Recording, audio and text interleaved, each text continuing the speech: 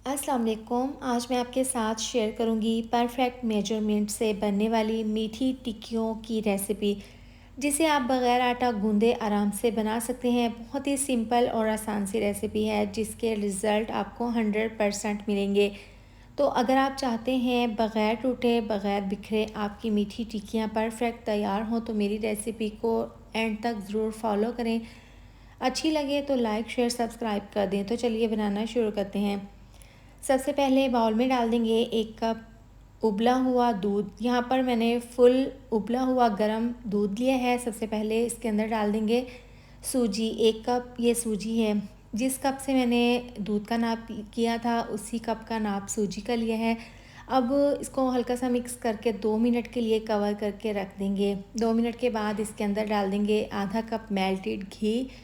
आपने इसमें घी का ही इस्तेमाल करना है और घी को आपने मेल्ट करके डालना है। अब अच्छे से तीनों चीज़ों को मिक्स करके इसको ढाँप कर तकरीबन 15 मिनट के लिए रेस्ट के लिए रखेंगे, क्योंकि सूजी का दाना जो होता है ना, इसको हमने मेल्ट करना है। यानी कि जैसे हम गर्म दूध में सूजी को रखेंगे ना, तो सूजी का दाना फूल जाएगा और सूजी डबल हो जाएगी क्वांटिटी में। तो अब सूजी को 15 मिनट रेस्ट के लिए रखा था, तो सूजी फूल गई है। अब इसके अंदर इलायची का पाउडर डाल देंगे आधी चम्मच और 4 चम्मच नारियल का बुरादा डाल देंगे। इसके साथ ही डाल देंगे 4 से 5 चम्मच सफ़ेद तिल। इससे बहुत ही अच्छा सा टेस्ट आएगा। अब इसके अंदर डाल देंगे आधा कप पिसी हुई चीनी। इसमें आप पिसी हुई चीनी का इस्तेमाल करें, इस तरह से ये डो बहुत अच्छे से जल्दी से मिक्स हो जाएगी। तो अब ये तमाम चीज़ें डालने के बाद इसको स्पैचुला से अच्छे से मिक्स कर लेंगे, ताकि इसमें चीनी अच्छे से मिक्स हो जाए। इसके बाद इसके अंदर मैदा शामिल कर देंगे। तो 2 कप यहाँ पर मैदा है। 2 कप मैदा मैंने छान लिया था, अब इसके अंदर शामिल कर देंगे। अगर आपने कम क्वांटिटी में मीठी टिक्कियाँ बनानी है, तो जितनी मैंने इसमें मेजरमेंट का इस्तेमाल किया है, आप इसमें हाफ़ कर लें। तो 1.5 कप मैदा पहले मैंने डाल दिया था, इसको मिक्स कर लिया था। बाकी का मैदा इसके अंदर डालकर इसको दोबारा से मिक्स कर लेंगे। इस तरह से मिला देने के बाद अब ये जो डो है ना, ये काफ़ी ड्राई हो गई है। तो अब ये साइडों से भी अच्छे से इसको नीट कर लेंगे। इसके बाद हल्का सा इसको इस तरह से हाथों से मिक्स करने के बाद इसको 10 मिनट का रेस्ट दे देंगे। 10 मिनट के बाद ये खुद ही डो इस तरह से एक डो की शेप में आ जाएगी और थिक हो जाएगी। हल्का सा इस तरह से इसको 1 से 2 बार गूंद कर ना इसको रेस्ट के लिए रखेंगे, तकरीबन 10 मिनट के लिए। इसको कवर करके रख देंगे। 10 मिनट के बाद अब इसकी हम मीठी टिक्कियाँ तैयार कर लेंगे। तो यहाँ पर एक बड़ा सा पेड़ा बना लेंगे इस तरीके से।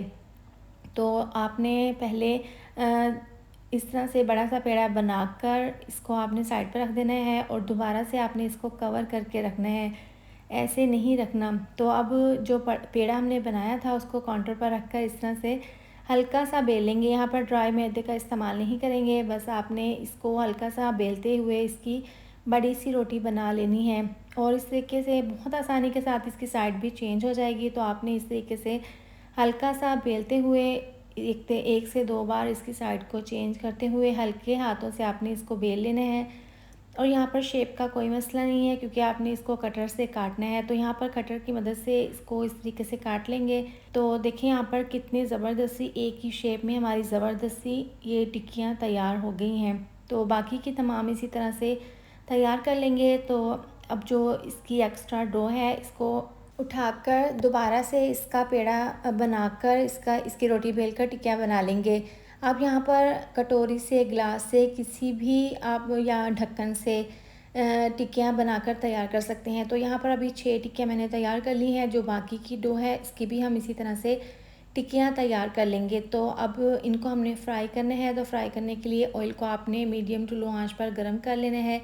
और इस तरीके से आपको हल्के से बबल्स नज़र आ रहे हैं, पहले आपने बिल्कुल लो आंच पर फ्राई कर लेनी है। 4 मिनट के बाद इनकी साइड को चेंज कर देंगे। और 4 मिनट के बाद देखिए यहाँ पर एक साइड से कलर आना शुरू हो गया है। और इसके बाद इसकी साइड को चेंज करते हुए दूसरी साइड से भी इसी तरह से फ्राई कर लेंगे।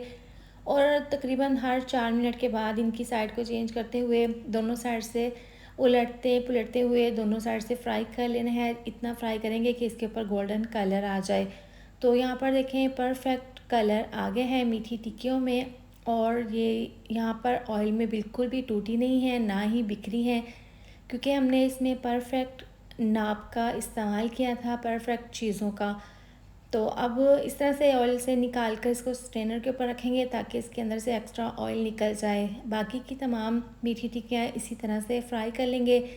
तेज़ आंच पर आपने बिल्कुल भी फ्राई नहीं करना, बिल्कुल मीडियम टू लो आंच पर इनको फ्राई कर लें। तो लीजिए माशाल्लाह से हमारी मीठी टिक्कियाँ तैयार हैं, ना टूटी हैं ना बिखरी हैं और एकदम सॉफ्ट मुंह में घुल जाने वाली ये बनकर तैयार हो गई हैं। और सबसे मज़े की बात ये है कि इनमें ऑयल बिल्कुल भी नहीं है। तो आप ये मज़ेदार सी मीठी टिक्कियाँ ज़रूर बनाएं और अपना फ़ीडबैक ज़रूर दें। इसके साथ ही वीडियो अच्छी लगी हो तो लाइक शेयर सब्सक्राइब कर दें। मिलते हैं नेक्स्ट वीडियो में। अपना बहुत सारा ख्याल रखें। अल्लाह हाफिज़।